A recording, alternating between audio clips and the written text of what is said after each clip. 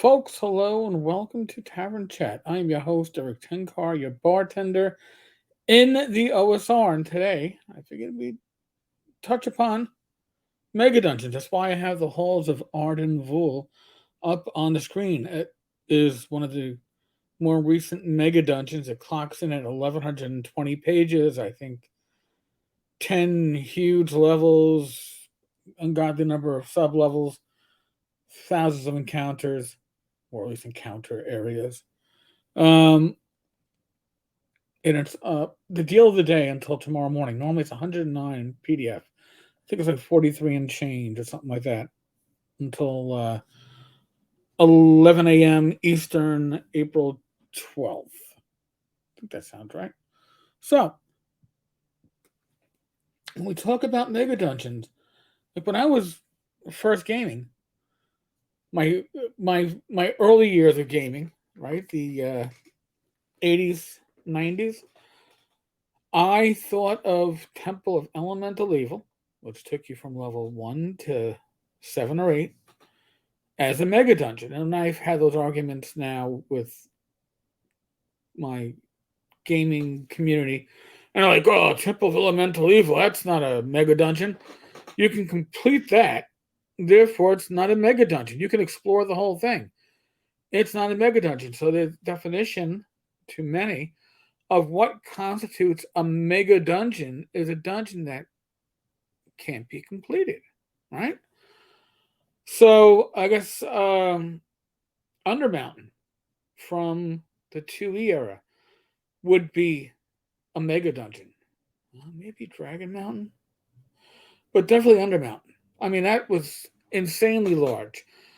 Uh, Today, Barrel Maze, certainly a mega dungeon, right? I don't think you're going to complete it.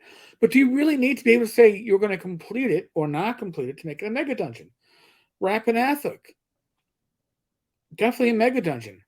Something that I never completed. Lost City of Baracus, that's a dungeon.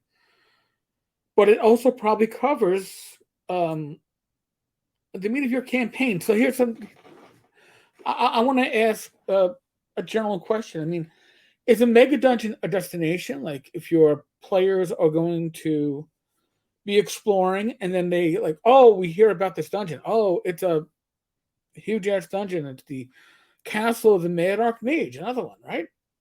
Katma.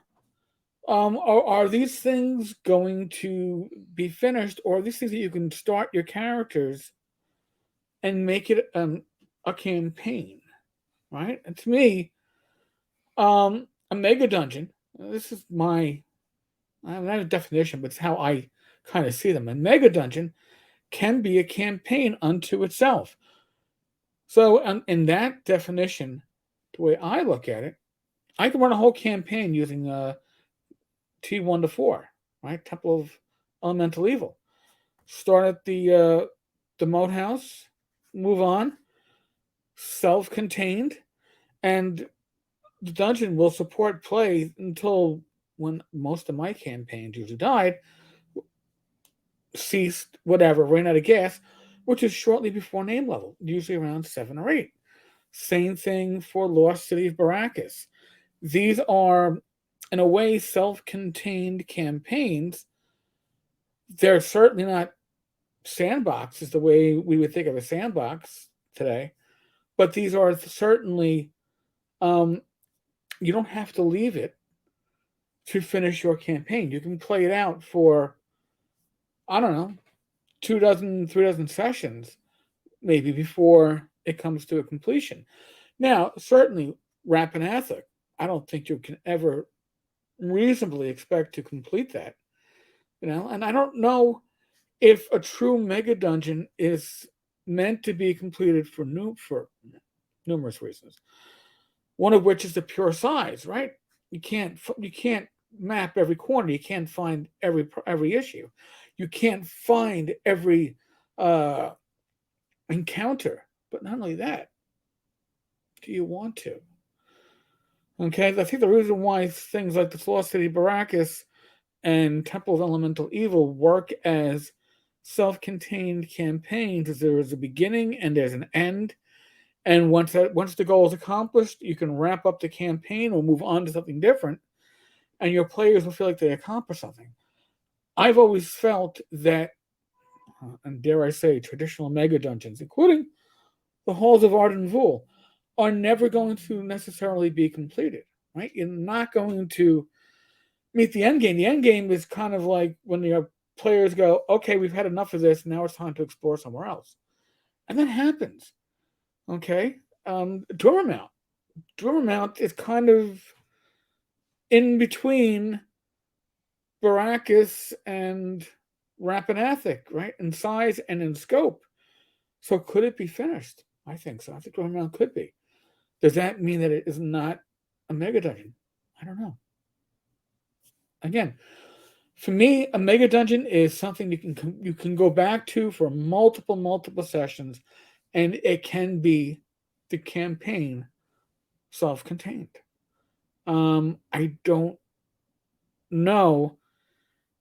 Again, once it can't be finished, are you going to be able to retain your players, your group's attention in these larger ones? It depends on the source material. Depends on the GM. I find the smaller, extremely large dungeons that are completable to be ones that you can keep your players focused on. Halls of Ardenvul is an amazing product. I actually own it in print because of viewers like you and readers of the Tavern that use the affiliate links. But for less than $50 in PDF, if you're interested in it, I'm sure it's going to be something that you'll be able to farm for a lot of ideas. And if you don't get to run it straight, I don't know if I could run it. 1,120 pages overwhelms even an old soul like me. On that note, folks, we are still in the midst of the world of the pandemic. I hate to say whatever that means, but literally whatever that means. It means different things in different areas of the world, different areas of the country. Use your common sense. Okay? I mean, I don't think I know the demographics of this channel. You're all adults, except for maybe like 1%. And those that aren't adults, I'm assuming that you have adults in your family that you can be guided by. Which there is. Other than that, be safe, be well, God bless. Roll those dice, roll them well. Next live stream should be this Wednesday, 8 p.m. Eastern. I do not know if we have any special guests. Maybe it will be a catch up on This Week in Gaming Stupid, since we really haven't done This Week in Gaming Stupid for a number of weeks. We shall see. All right, folks.